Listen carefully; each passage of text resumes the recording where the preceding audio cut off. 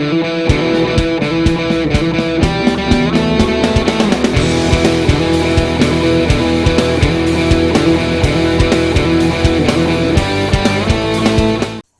everybody. This is Wallcrawler One. Hey, everybody. This is Turk182. And this is In the Gutters. What I was going to say. Welcome to an episode of In the Gutters. Man, you're really on it, man. Normally, I'm the one that has to start things up. You're like, no, let's go. I'm ready to get this done before I forget. I was taking the lead this time, Just That's seeing good, what man. it felt like. It felt uncomfortable, but I did it. I got through it. Yeah. See? Just like having to explain to the police about, no, this is why. That thing we were talking about before we actually hit record that we're not going to talk about now because it's not relevant. So I had an idea of just trying to come up with some interesting topics of different things, and I was like, hey, what are your top 5 best and worst Avengers villains? I actually found it easier to come up with the bad ones than the good ones. Because there's so many good ones. The bad ones, yeah. So I came up with some. So when I approached it, I was thinking of who are regular villains of the Avengers. Now they may not be like regular villains now, but back in the day they may have fought them once a year, every 8 months or something like that. And then they may have fallen off because they're like, hey, these guys really suck. There's nothing we can do to make them any better.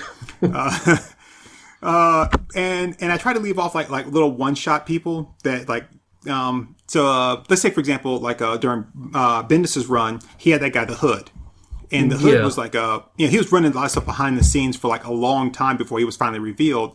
But he's only been their villain once, even though it was for a long story arc. He was only fought them once, so even though it was a really his whole plan was really good or up to a point, I just he's not a regular villain, so I don't want to be like, he's my best, even though he only did it once. I want regular people that would have fought them. And to be fair, he was good, but he was like a guy in a red hood with a couple guns. He was kind of cool, but it was just whatever. Plus, he didn't really do much. He sent other people out to do most of the plan. Yeah, he was just kind of like the mastermind type guy. Yeah, and in the end, he was like, "I'm going to show you my power." And then, the guy was like, "Oh, hey, that power I gave you? I kind of want that back now." So, yeah. He literally was just the Red Hood. Now, see, that'd be an interesting villain. If you had a villain that had all kinds of immense power, but the deal that he makes with the person is you can have this just immense power. You can do so much stuff, but the moment that you actually want to use it against your villains is when I have to take it away. Yeah. Or against your enemies, that's when I have to take it away. So you can only do things behind the scenes, and you can power up other people, but as soon as you have to be face to face, that's when it all goes away. What's the point? Well, it's kind of like the Kingpin. You never want to be caught. You don't want people to say hey, isn't that guy the Kingpin? That's kind of stuff that gets you killed, right? Yeah. Sometimes not being known is the best way to do it. You can't fight something you can't see. That's right. I think one of the main gripes that people had with what was that movie? Well, I say one of the main gripes, but there were a lot of main gripes. I think they all had main gripes. You couldn't categorize anything into here are my top 10 reasons why this movie is horrible. I think they were all number one. There was 20 of them. They were all number one. But the Spirit. Yeah. One of the problems that people had with is the whole thing of the octopus is that no one knows what the octopus is. He doesn't get revealed until much, much later into the story. That was the whole thing. It was who is this guy? We know his name, but I never see him. He's orchestrating all this stuff. But in the Spirit, he's like, hey, I'm Samuel Jackson. He's like, ain't you seen my movies? So yeah, we were watching Coming to America, and I always forget he's the guy that has the shotgun that's robbing the McDowells. Yeah. Samuel Jackson. Don't stall me, fat boy.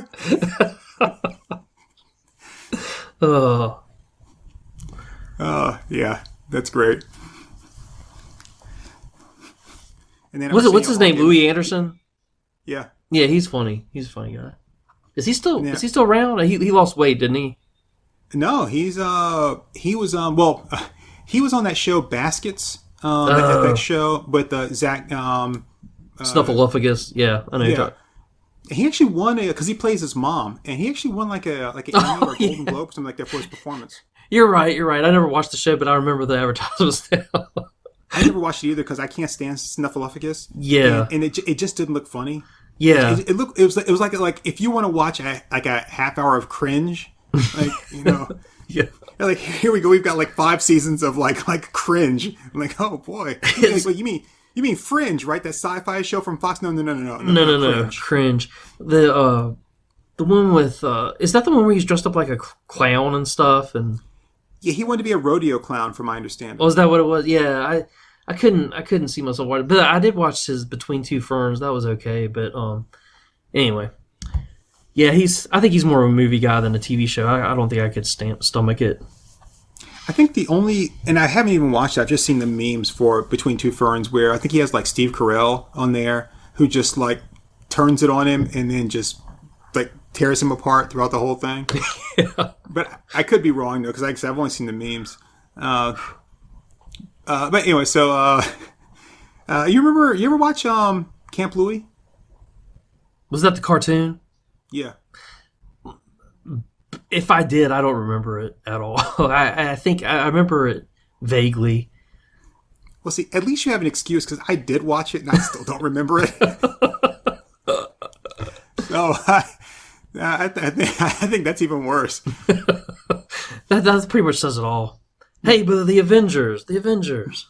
Oh yeah, the Avengers. I don't think Louis Anderson's ever fought the Avengers.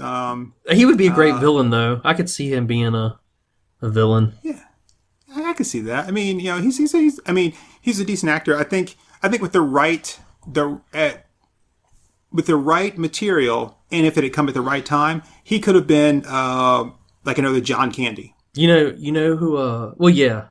Well, I don't know if I go. I don't know if I go. I don't know if I go that far, but I'd say this: if you just imagine his face, MODOK all day long. Oh yeah. He'd be a great MODOK. I could definitely see him as MODOK. Yep. That was when I was going to say, I'm not comparing them comedically, but where John Candy branched out to where he was doing more dramatic roles, like his role in like JFK and stuff like that, to where like Louis Anderson would have been able to do more dramatic roles. Yeah, I like John Candy. He I actually been watching a few of his movies here lately because my son's old enough to watch them and enjoy them now, and like Uncle Buck, The Great Outdoors, stuff like that. He was great, man. He didn't overplay it, He wasn't over-exaggerated. He wasn't necessarily physical, but he was, some cases, but for the most part, he's a good front man, for sure. Oh, yeah, he had a really dry sense of humor, like in movies, which was good. Yeah. I remember watching this making of, the came on biography about the First National Lampoon. Yeah, and how like they didn't have an ending. Like the original ending was like they get to Wally World and it was closed and kind of that was it. And then they like wrote this ending. It was something like that because basically like the test ending, like it sucked. They were so disappointed because they go through this whole adventure like with the Griswolds and then it's just like it ends. Stops so dead. They wrote this whole new ending where they like force a security guard to them and they wanted John Candy for the role, and he wanted $1 million. Wow! Did he get it? They paid him $1 million just to do that role. That's pretty good, man. Because he was he that's good on him because he is memorable in that part. That's a great movie. It is. It's kind of without flaw. I texted Akomi. I think it was yesterday. And I don't know why it was like popped in my head because it's not that great of a it's not that funny of a scene, but to me I always think it's funny. It's in Spaceballs when at the wedding and he goes yeah. So what's your name? Is Bart? He goes your full name is Bartholomew. So I texted him. I was like, and I said what's your name? Is like Turk. It's like your full name Turkules. Turkules.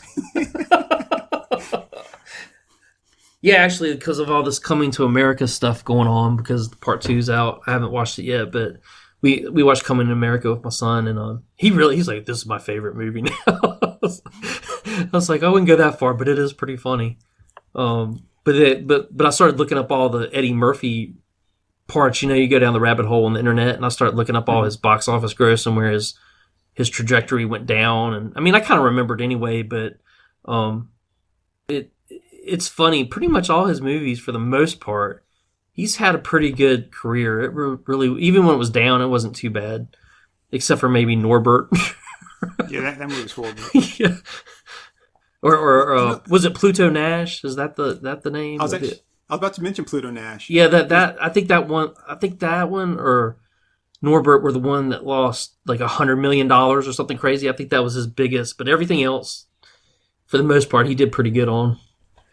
Well, when I saw him, I think it was Inside the Actors Studio. He had said that the reason like all of his like movie decisions were all based on money because he grew up a poor kid. Yeah, and so like all of his decisions were made up based on money, except for like whenever I forget the one producer that would come to him, who's the one that like told him to do like Beverly Hills Cop, and whenever he would come to him and say, "Hey, I got a movie for you to do," he would like, okay, but other than that, like he would just base it all on money. But Pluto Nash, like the reason he did that was because he wanted to be in Star Trek. So he loved Star Trek, and he wanted to be in a Star Trek movie. And he was actually supposed to be in one, and then something happened, and the script got changed or whatever, and so he wasn't going to be in it. And so then, like the opportunity of Pluto Nash came, I was like, I'm going to be in this movie with him and Rosario Dawson. It's a shame. It's got a good cast, but it's a horrible movie.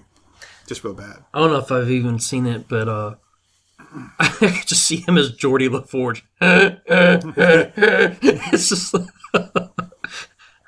oh man. Mr. LaForge, what do you see? Man, I see all kinds of stuff, man. You've seen some shit you ain't never seen before and everything. Ooh. Man, what the hell you think I've been seeing? Crap! I got some kind of gas leak coming out of the warp core. I don't know what it is, man, but I would suggest you don't go in there. So.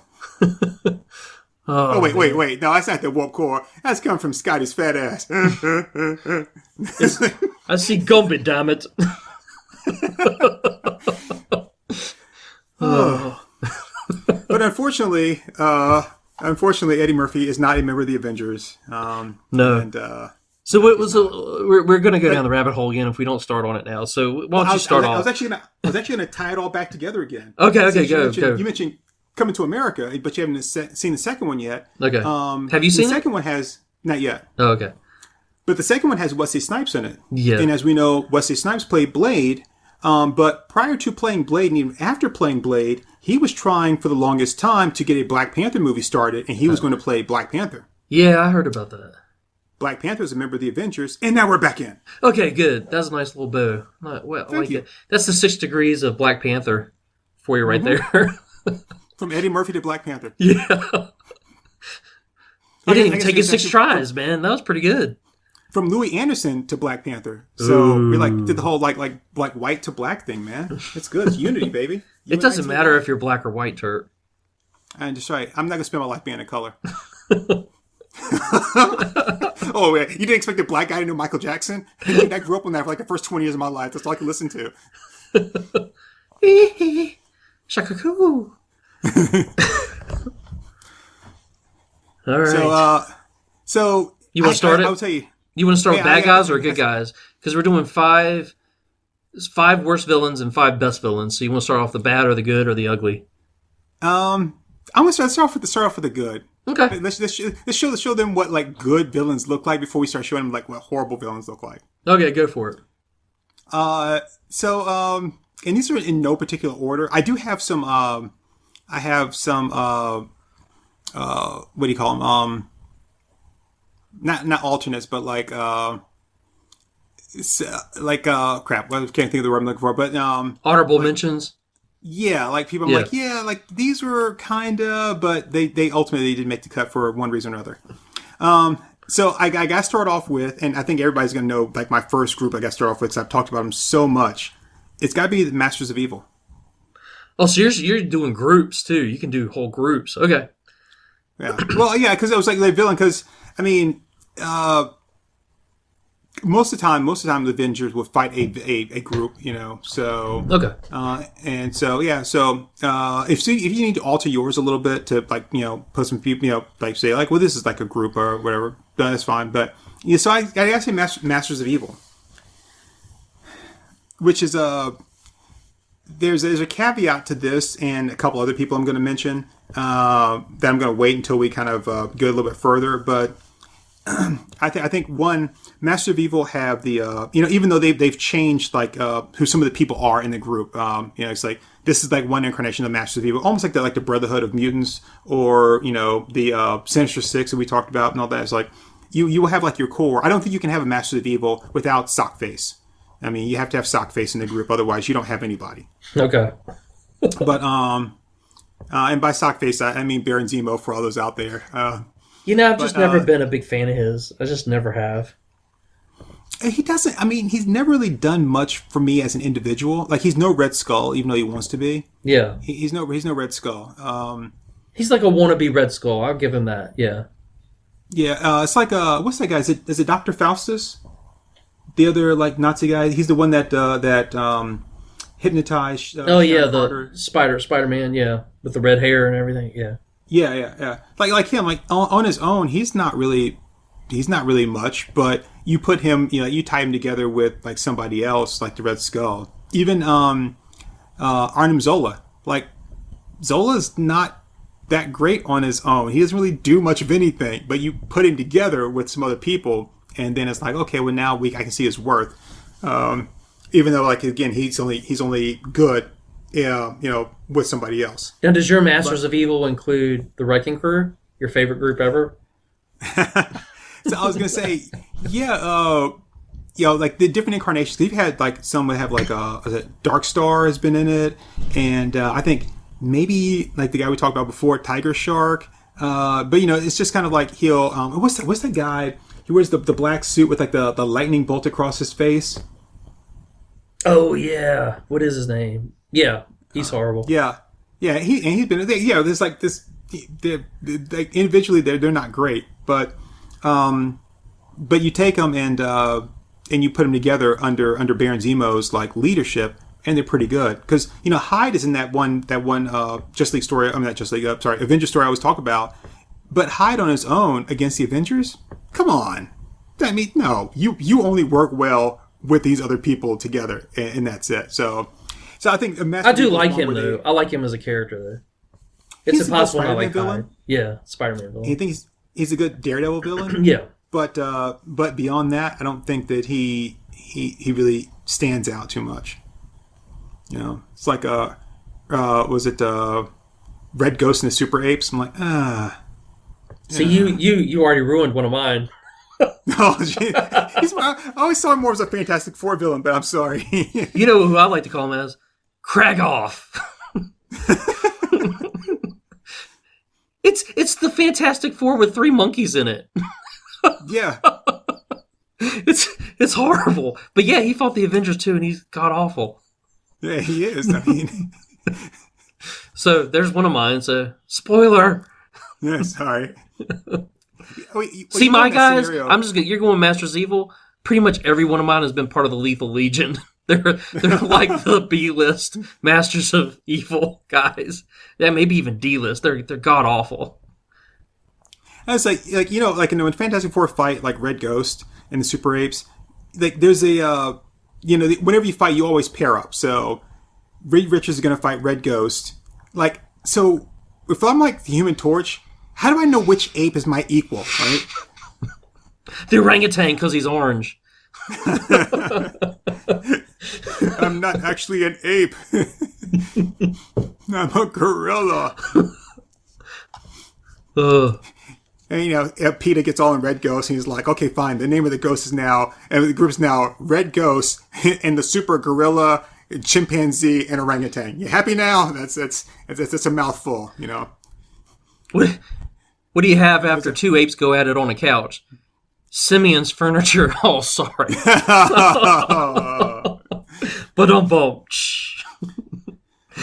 Well, we're Red Ghosts and the Primates. Well, I actually identify as a mammal. All right, this group is over. I'm going to find myself some other ghost-like, hairy creatures.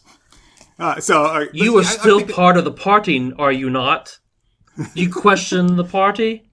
If you're not with us, you're against us, man ape. Oh, man. Cold War craziness. Oh, wait, man ape? No, I'm Ape Man. I'm a Khazar villain. You want man ape then? He can always get that other guy, Mandrill. Yeah. Oh, he's horrible. I don't even know what he does. Why did Scourge kill him? Yeah.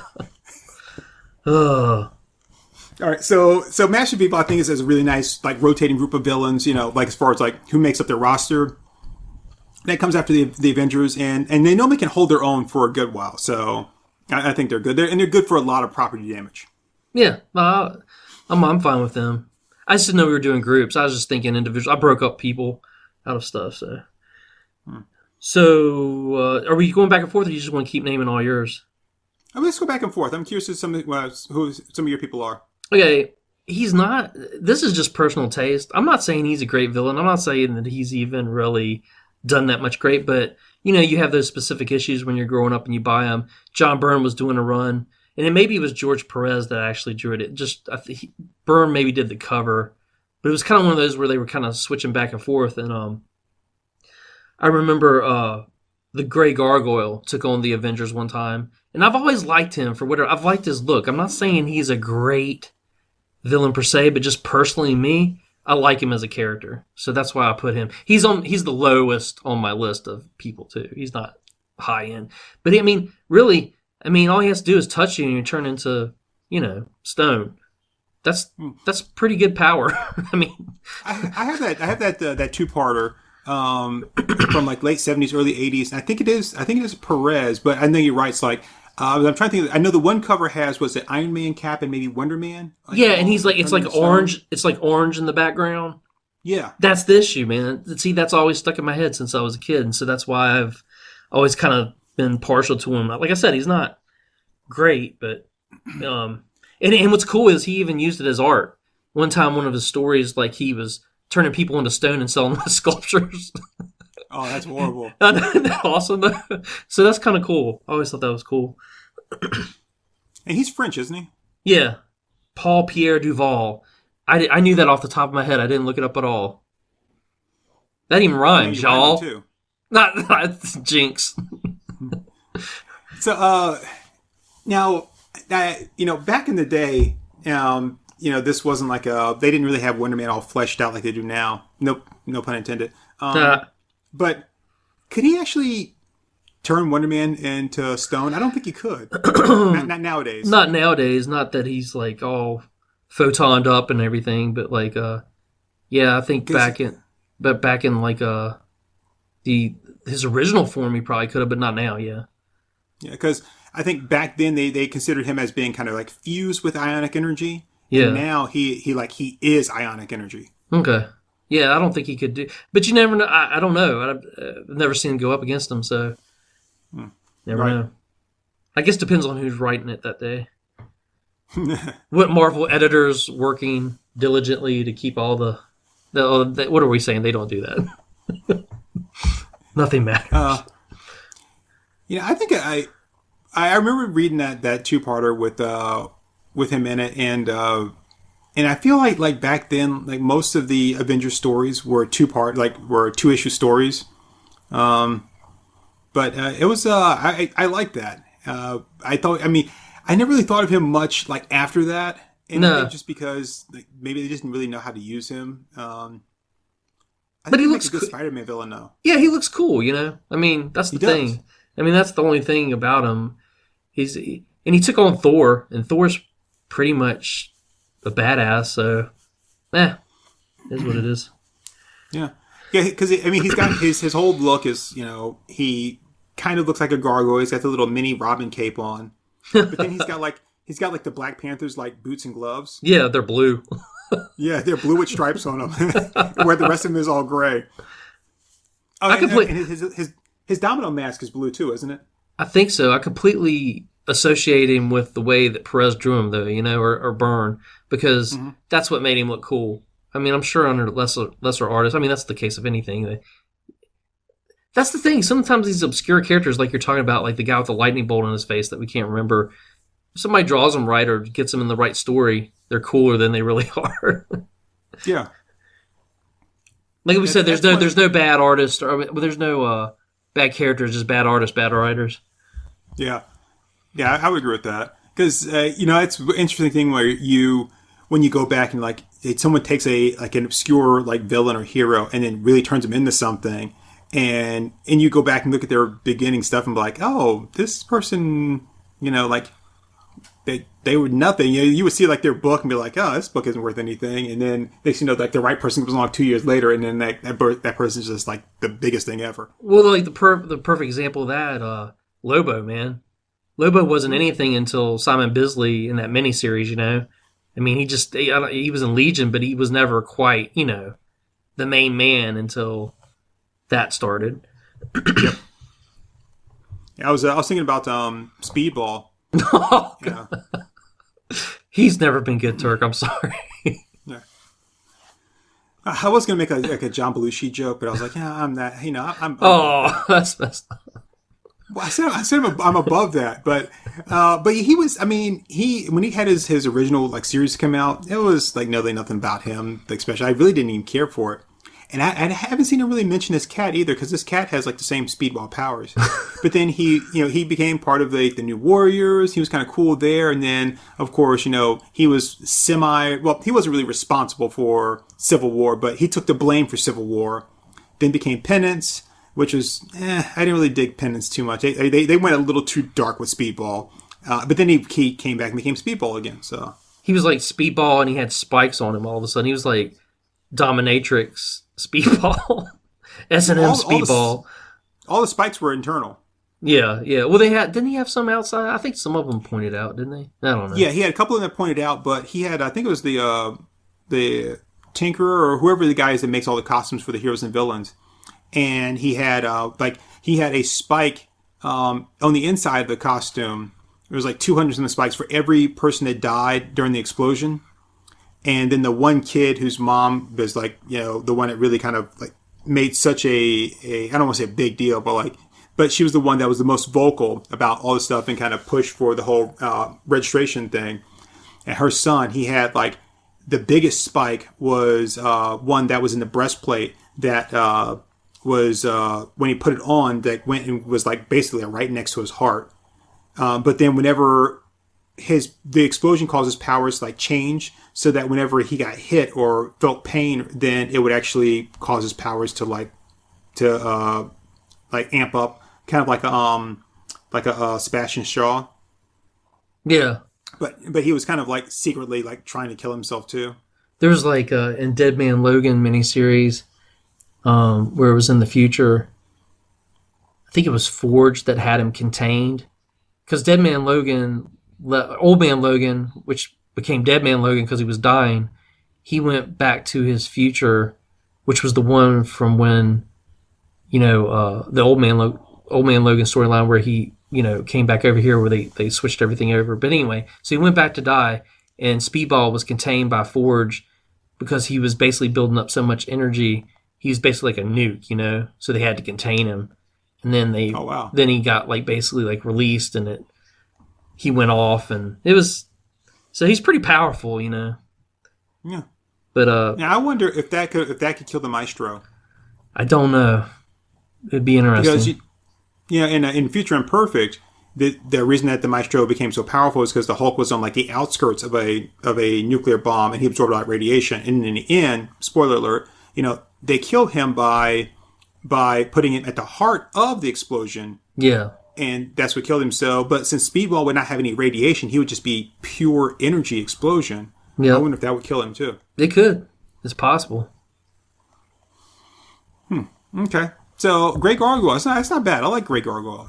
I think he'd make a really good Spider-Man villain, though. I think he would be really good. Yeah. Because, when Spidey can't move around, what good is it? I was thinking, like, if like, Spider-Man tried to swing away and he touched a web and the web turns into stone. Yeah. It's not flexible. Next thing you're just swinging on like this, this big like stone rod.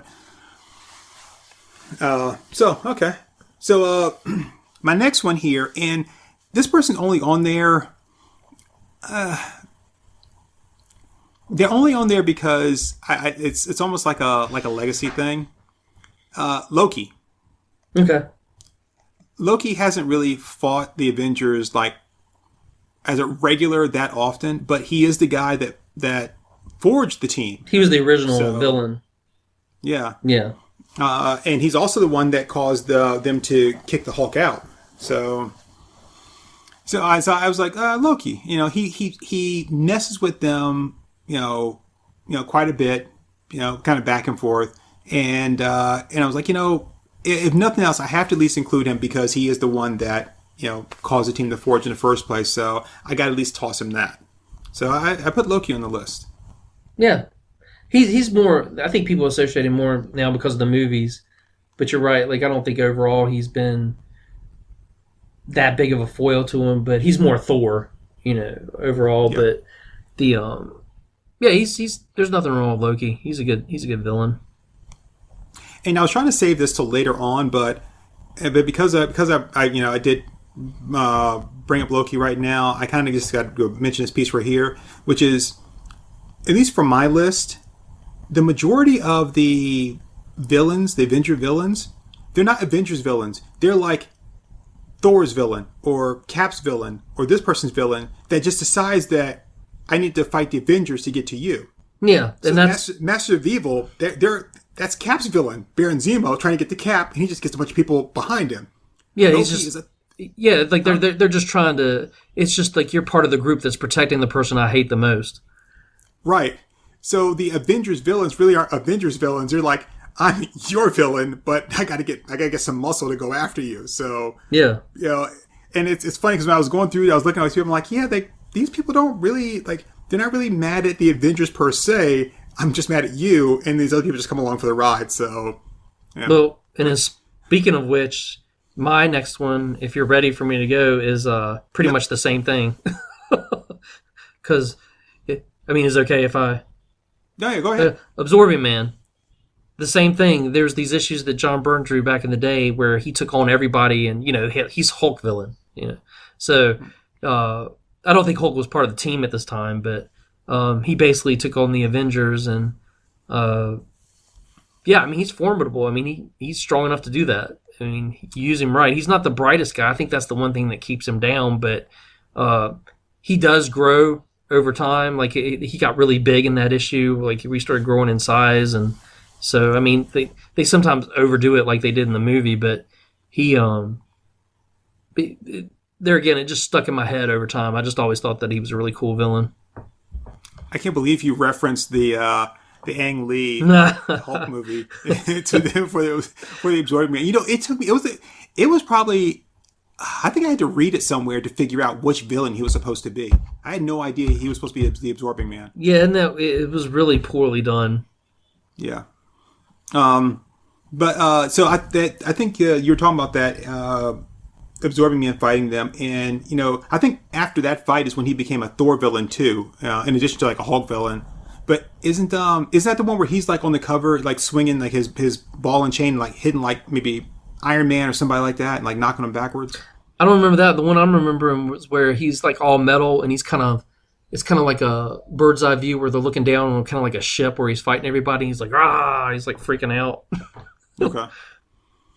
I don't remember exactly. I guess I should have written the issue number down, but I can see it in my head, Yeah, I like Absorbing Man. I've never really equated him with a as an Avenger villain, even though he's fought the Avengers, just because like all the times that I've liked him the most is when he's like fought like Spider-Man or the Hulk. So, and then like I guess when I think he's a good Avengers villain. So I'm not trying to discount him at all. But like when I'm thinking about him as like a villain, I think of like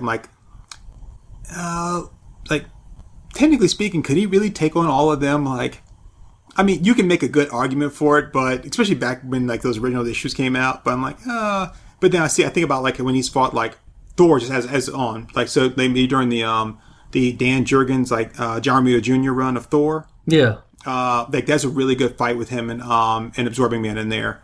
When he's fought like Spider-Man a few times, fought Hulk. Like I like those more individual like fights because I think that's where the Absorbing Man really stands out. I think they equate him. I think they've. That's the thing. I think this was kind of like his peak because he took on all the Avengers, and maybe the Avengers roster wasn't that great at that time, but I think they've watered him down over time where he's become a one-on-one guy. So, yeah. And you mentioned like a Hulk being there. I think after was Avengers 2 or 3 when the Hulk left, like he never came back to the team until God, I don't think it was until Infinity Gauntlet when he came back. Yeah, he was gone for a long time.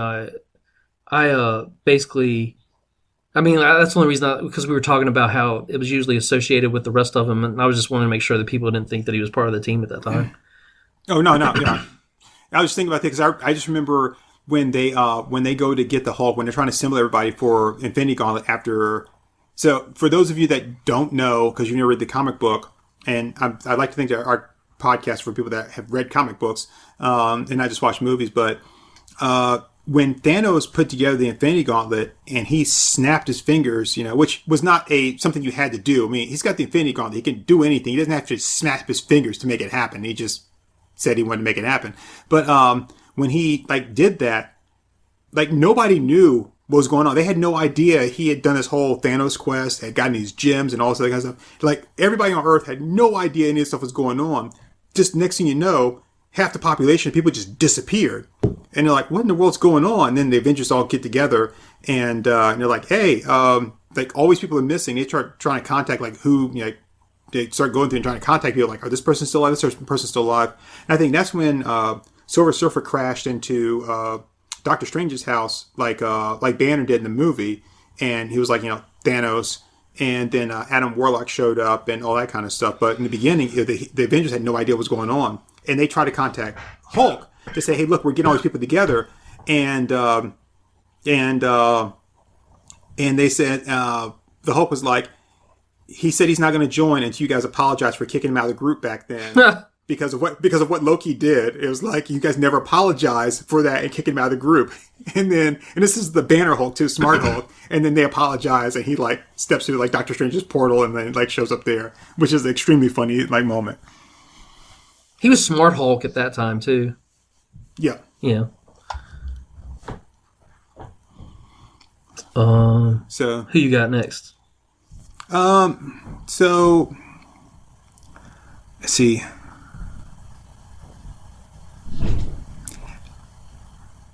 I'm going to have to go with Ultron. He was on my list. I think it has to be. Ultron is probably the one mainstay that has been has fought the Avengers more times than anybody else. Robot Hank Pym, basically. He likes the Wasp. Yeah. And then going back to what I said, he's not an Avengers villain. In this case, he's a Hank Pym villain. Yeah. Yeah. Yep.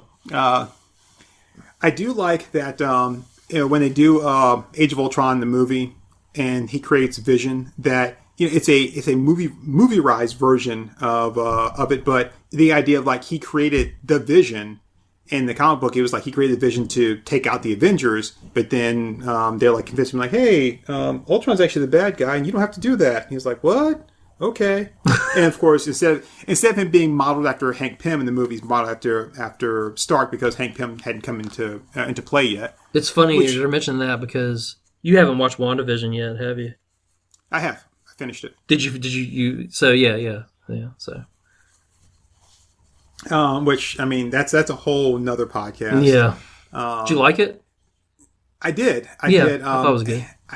When I saw that they had taken Vision apart, I was hoping it wouldn't, but I kind of had a feeling that White Vision was going to show up, and I was like, man, don't bring White Vision into this. I don't want him around, but... You're racist. I am. You don't like White Vision. Yeah. I love White Vision. No, I'm just kidding. I always thought he kind of was lame compared to regular Vision. I mean, just the whole, I have no emotions, I am Vision, please insert girder. I'm like, no. Take that away. But WandaVision, like I said, that's a whole nother podcast. But WandaVision was pretty good, and the whole White Vision, Vision was pretty good. But anyway, Ultron, if they had tried to do the whole Hank Pym thing, that would have been in the movies, that would have just been so convoluted. Because, in the comic book, you don't have just Hank Pym, the Ant-Man. You've got Hank Pym, Ant-Man, Hank Pym, Giant Man, Hank Pym, Ant-Man, Hank Pym, Yellow Jacket. Yellow Jacket, and then, and then, and then Ultron. So, Ultron came before that, but it's just so convoluted. Just leave it be. Is Pym dead? In the comic book? Yes. Pym had merged with Ultron and became like Pymtron or something like that. Oh, was that the guy that was in the face with Ultron? Like he had like a half face, half. Was that Was that him? Oh, okay, I didn't realize that was Pym. Okay, well, yeah, okay. I was just wondering because like it's almost like he doesn't exist in the movies at all. So they just talk about him the Pym particles. That's all they ever talk about. Hank Pym? Yeah.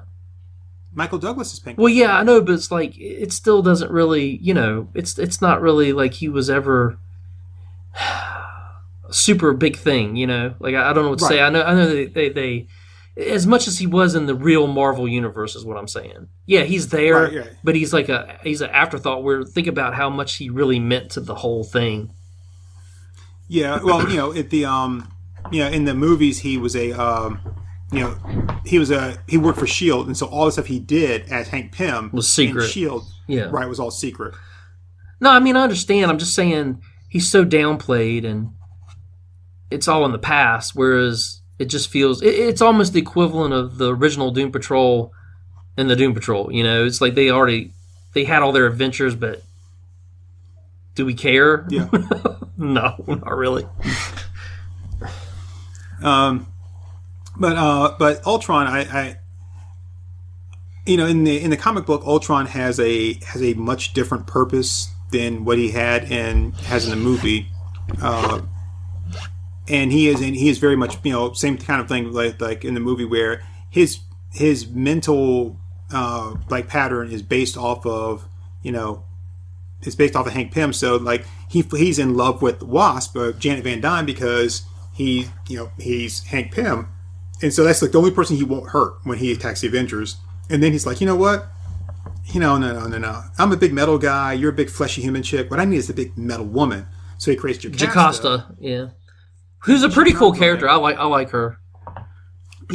She's a really cool character now. I liked her back in the day, but there was really nothing much to her. Like I liked her because I liked her look. Yeah. But I don't think it really knew what to do with her. And I think it's why she was in a couple of Avengers issues, maybe like for a year or so, and then she just faded out.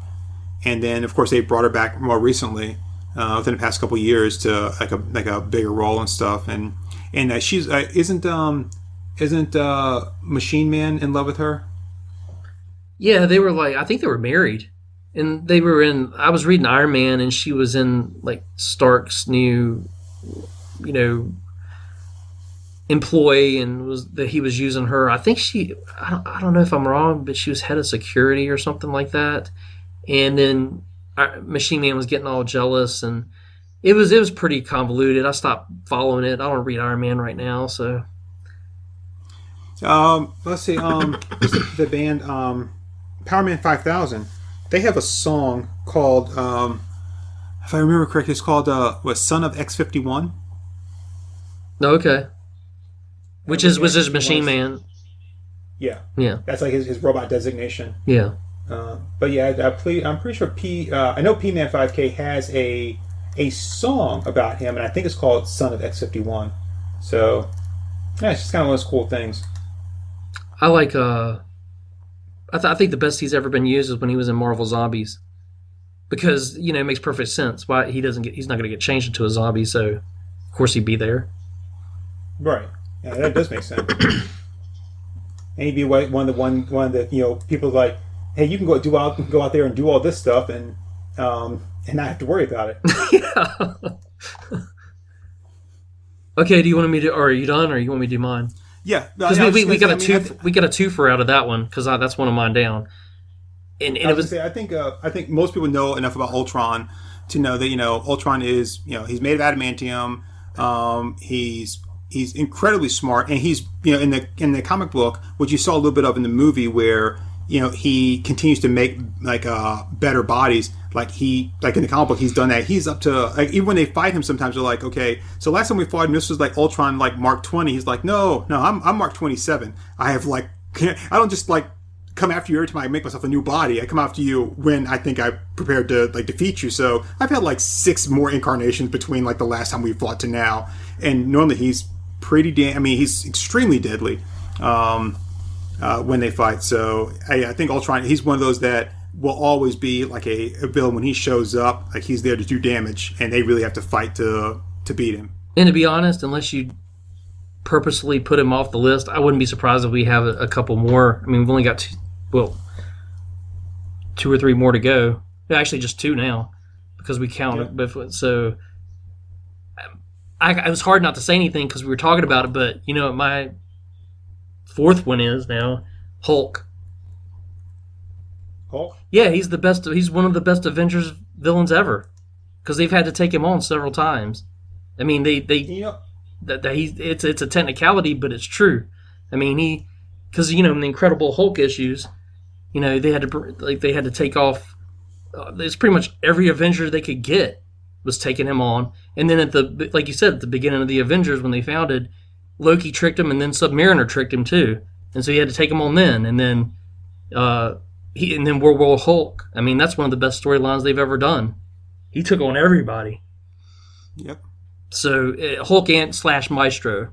That's my next one. And what's interesting about that is very rarely is Hulk ever the villain in that, or the aggressor. Yeah. Sometimes Hulk's doing his whole mindless thing, and then the Avengers get called out there to kind of stop him.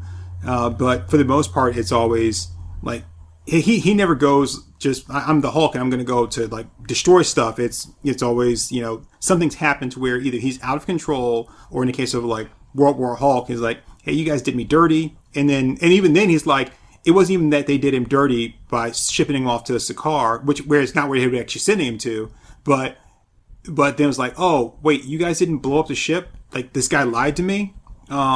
So even then, he's still not the bad guy per se. No, and he even took him on here recently in Immortal Hulk where they were fighting him, and it's almost like you get him because he just wants to be left alone, and they just won't do it. And the thing is, they know that he can mess him up because he does it every time. He doesn't ever really lose. It's more of a draw every time. So you've got one guy that if you could just get on his good side and stay cool with him, you might have something there. But nah, you find a way to mess it up every time. that makes sense. It's like the bad guy in The Office, not The Office, the show, but he could do everything. He may be a little bit of a pain in the ass, but you're going to put up with him because he can do the job if you just work with him just a little bit. Give him a little leeway. You think? Nah, let's piss him off and just jack it all up. Let's have one of the most powerful creatures in the world not at our disposal. It makes perfect sense. Yeah, it's just I took a stapler, so Well, and going back to the whole Loki thing, Hulk being a constant villain of theirs, like you said, and them never being able to be say, okay, let's just accept the Hulk for who he is and just keep him on our side. That all goes back to Loki and that initial mistrust. So even though Loki's not actively always doing something, he created this rift. He broke this bond between them, right? This rift that now continues to just come back and come back and come back. That's why he's so good at what he does. You plant the poison, it divides. So I actually I have 3 more people on my list, but I knew I was gonna have to cut one out, so I was just trying to think who am I gonna cut out here. So the next one on my list, though, I'm gonna put is Squadron Sinister / Squadron Supreme.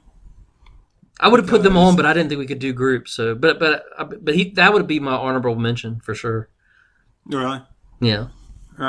Which I always feel like just saying X-Men versus Justice League, which is really what they are. But it's in some ways they're actually more powerful than the Avengers are. How could you not like a group that doesn't have the Wizard in it?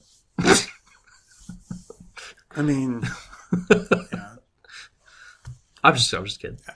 No, I'm trying to think of a way to respond to that. I don't. You can't respond to the Wizard. Look at me, I'm the Wiz, and nobody stops me. I'm the Wiz. No, but then he's Speed Demon. Let's just call him Speed Demon. It's fine. I would say the way when you think about the Squadron Supreme / Squadron Sinister or Sinister / Supreme, it's interesting because like they're obviously a parody of the Justice League. Yeah. Well, they said that that's what it was basically.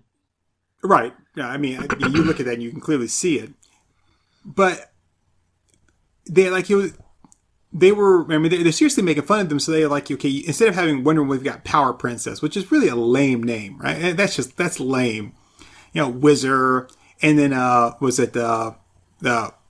the guy's name Prism? Or Power Prism? Power Prism. Yeah, I mean that's equally lame too. To be honest, they're actually not as cool as the Crime Syndicate, which is basically the same thing.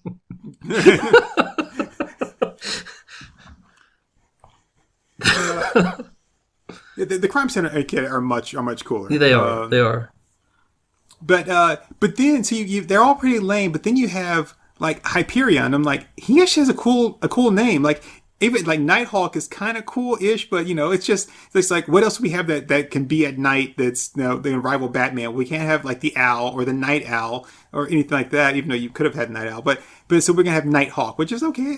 That's kind of cool sounding name. I like Nighthawk a lot. I like his look. I like everything about him. I like him and Hyperion a lot. It's basically Batman and Superman. So, they're no Apollo and Midnighter, but I think they're better than Apollo and Midnighter. I don't know about all that. I love Apollo and Midnighter. Those are two of my favorite characters. I like them, but I don't know. The Hyperion. You got to at least Hyperion and Nighthawk were first. Yeah, that's very true. But it's a ripoff of a ripoff of a ripoff. I mean, come on. I said the other two, the Sinister, like their names, it's almost like they're not really trying. Yeah. We're just gonna make fun of them. But then you create these two really cool names. It's like, oh, okay, well, those are actually awesome. So, but I like them, and they're guys that come back, and because they're from an alternate universe, it's one of those things where even if you beat them, it's like, oh yeah, well, we're from another alternate universe. Where we're a little bit more powerful than the others, or like something's different. You haven't fought us before. You fought those other guys. Those guys are lame. So I think that I like them. And of course, like Hyperion was like part of the Avengers for a while and stuff. And didn't he fight the Sentry? I'm sure he has by now. Everybody probably has by now. Yeah, I'm sure. Yes.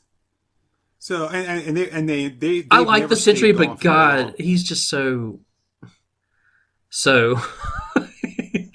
he's everything about him. I mean, he is cool, but then at the same time, I can get why people wouldn't like him because it's almost like, well, you've got Superman, and we kind of had this Hyperion, but let's do something even cooler. Sentry, he's basically like Hyperion and Superman together, and he's much more power. Let's see, you have the power of a sun. He has the power of a billion suns. Yeah, that's the ticket. But what are we gonna make his weakness? He has to have a really cool weakness. We don't want to use like a rock. I know. We'll make him crazy.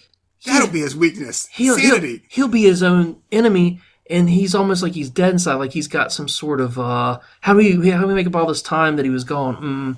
He's got a void somewhere inside. Oh, that's it, the void. He'll be the bad guy. Yeah, it's... So, the other day I was on Facebook, and yeah, I mean, I'm not a Facebook person. I mean, I used to be out there a little bit more regular than I am now, but I just now I just get out there because I had a little red dot on my phone tell me that I've got something I need to look at, and I just want that red dot to go away. So I was out there to make the red dot go away, and then it popped up with these different recommendation people people that I'm friends with are friends with this person. So, and I've had people pop up wasn't Ann Nocenti. It was it was one of the other editors and stuff. And I was like, okay, cool. But anyway, Kevin Graveau, whatever how you pronounce his name, it popped up on there. It was like, like recommended friend. And it's like, 12 people you're friends with are friends with him. I'm like, oh, okay. I don't really, I mean, not that I wouldn't want to meet him and be friends with him, like, but I don't really feel the need to be like Facebook friends with him. Like, I don't like, we're never going to meet. I mean, I'm like, that's cool and all that I could see what he's quote unquote doing, but like, we're not friends. We're not going to be friends. We're not going to like, he's not going to read some like horrible post that I say about something like last night when I compared like John Cena to Hanover Fist from Heavy Metal because they look identical. And like, he's never been like, hey, I think this guy's funny. And like, no. So I'm like, okay, yeah, I'll just let that go. Social networking is funny because you're either friends with people you're already friends with, and then you can say you're friends with Alan Moore on Facebook if he was actually on there, but right. You're not ever going to be friends with Alan Moore. I remember. Okay, I'm going to be completely honest. On the early day, I never joined Facebook, and it's because I already learned my lesson on MySpace. I actually friended Alan Moore. But it wasn't Alan Moore. It was some guy acting like he was Alan Moore. And I was just like, oh, damn, I'm such a fool. And like I said, I had to learn. It was the early days. And it was early on. Like, I'd never done anything like that before. So I was like, it's Alan Moore. I'm following him. I'm like, no, I'm not. He wasn't even real. And then I became real skeptical of the whole thing. And I never did anything with MySpace again. And just... Well, nobody did after that. Yeah, it was dead. It was already dead. So you were friends with Alan Moore. Did you ever like message him? No, I never went that far. I just friended him. I was like, man, that was easy. We're friends now. It seems like it should be harder to be friends with Alan Moore, and it turns out it really is. It's very hard. So I was gonna say, if you had messaged him and then he had messaged back, I'm like, you're not Alan Moore. Alan Moore wouldn't message anybody back. I'll feel bad about myself. This is what happened.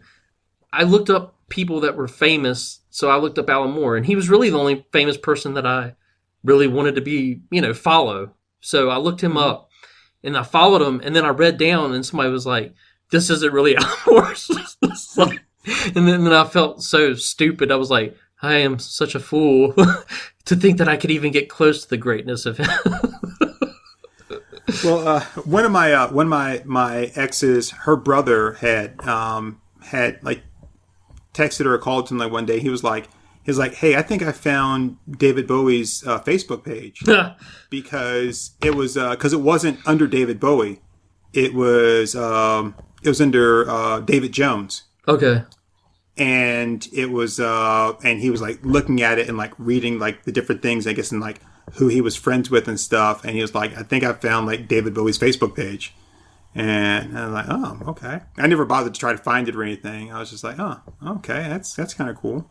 So, but anyway, so Squadron Supreme / Sinister. And I keep saying that because when they first appeared, they were Squadron Sinister. Yeah. After that, they were Squadron Supreme. Anyway, so that's my number 4. Who do you have? This is my last one because we already tied up on Ultron. So, yep. Thanos. I mean, how could you not have him on there? That's true. I mean, he fought the Avengers going all the way back. Yeah. I mean, what do you need to say about that? It's Thanos. If you don't know that by now, I mean, you don't have him on your list for real? No, I didn't put him on my list because I can't believe that. It was because Infinity Gauntlet, man. It just made it like it was like where like you can put him on the list, but really like even if he'd only fought them once. Like where do you go from there? Kind of like we talked about before. Like there's nothing you can really do. It's like, yeah, he's a great villain, but he's the one guy that's really just trounced the Avengers. Like I mean, he beat the Avengers before they even knew they were fighting. Yeah, he was just like, I mean, he was even back to the day, but even before that, going back to the Cosmic Cube and everything. I mean, he made the Thanos copter for God's sakes.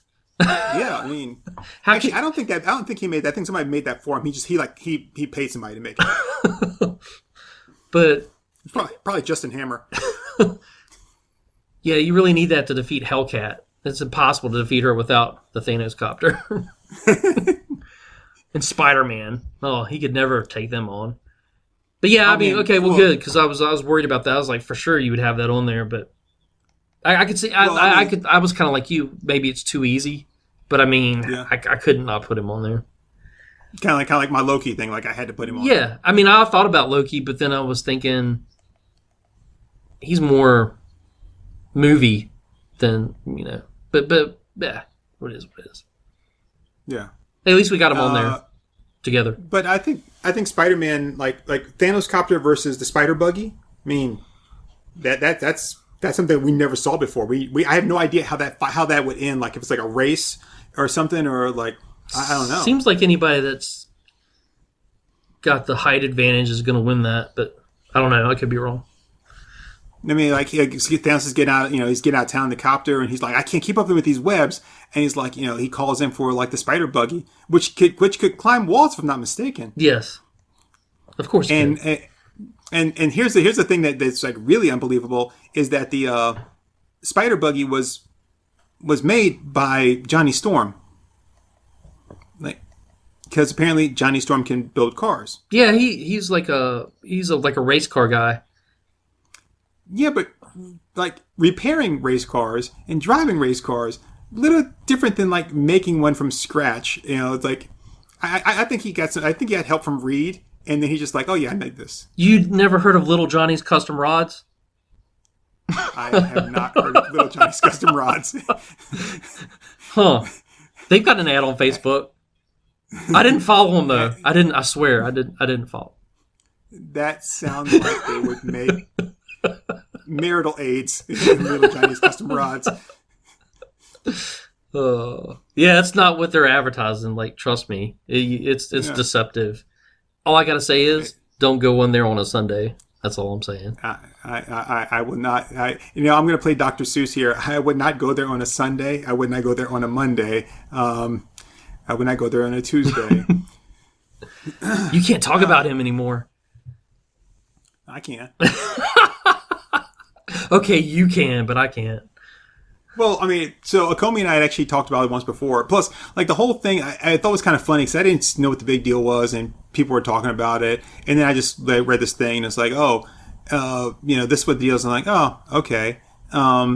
Which I'll give two thoughts in a minute, but people were they were making a big deal about the government is like trying to cancel Dr. Seuss, and it's like, no, it's like the Dr. Seuss like foundation that was like, hey, we're going to take these 10 books out of circulation because we think that they're kind of outdated and like in the culture we're in right now, like some of the terms that they use and whatever for describing people or things that we just don't think is really cool. And I'm like, okay, well, I would prefer that than you alter the man's work without getting his permission. I mean, you could use an Ouija board, but he may not respond because, he's got other things to do. Plus, he spent most of his life, like, typing and spelling things out. Now in the afterlife, he's like, look, I don't want to look at another letter for the rest of my afterlife, okay?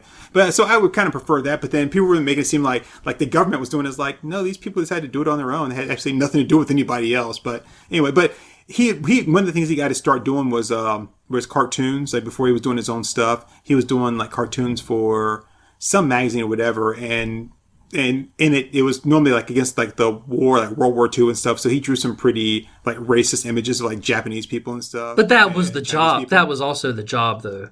Right. Yeah. So we make we've made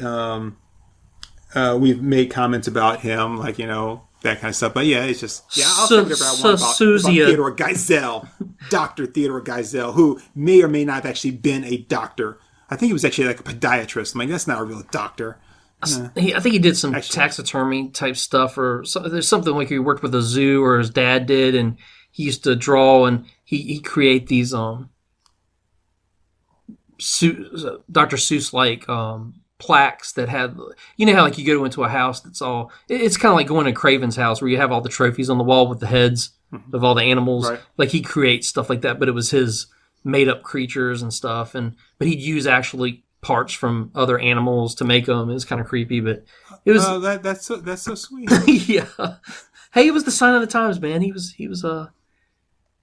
one of those innovators, I guess. But here's those things. when I deal with women's body parts, right, then I'm a freak and I need to be put in prison. But when you deal with animal parts, like, oh, well, he's an innovator. I don't know how to respond to that, but yeah. Because the animals were already dead. He didn't kill them for the purpose of making a trophy. No one said I killed them. You know what they... Grave robbing is against the law, too. What is it with you? It's like you let them go and they come back. It was meant to be. If they don't, you hunt them down and kill them.